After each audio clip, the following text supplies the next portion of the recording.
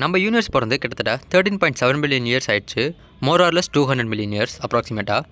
So 13.7 billion light இயர்ஸ்க்குள்ளே என்னென்ன visible objects இருக்கோ அதெல்லாம் நம்மளால் பார்க்க முடியும்.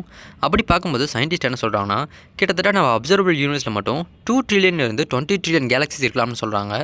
1 ட்ரில்லியன் எவ்வளோன்னு பார்த்தீங்கன்னா 1 லட்சம் கோடி. ஸோ 2 லட்சம் கோடியிலேருந்து 20 லட்சம் கோடி கேலக்ஸிஸ் நம்ம அப்சர்வபிள் யூனிவர்ஸில் இருக்கலாம்னு சொல்கிறாங்க.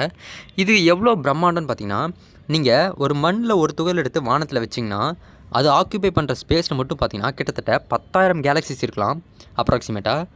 அதே மாதிரி நம்ம உலகத்தில் எவ்வளோ மண் துகள் இருக்கோ அந்த ஒரு மண் துகளுக்கு கிட்டத்தட்ட 10,000 நட்சத்திரங்கிற விதத்தில் பார்த்தீங்கன்னா நட்சத்திரம் இந்த யூனிவர்ஸ் ஃபுல்லாக இருக்குது.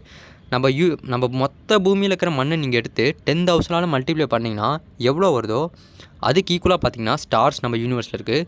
இது பார்த்திங்கன்னா அப்சர்வபிள் யூனிவர்ஸில் மட்டும். ஏன்னா லைட்டோட ஸ்பீடை விட நம்ம யூனிவர்ஸ் எக்ஸ்பேண்ட் ஆகிற ஸ்பீட் அதிகம். அதனால் நோன் யூனிவர்ஸ்க்கு அந்த பக்கம் ஆப்ஜெக்ட்ஸை நம்ம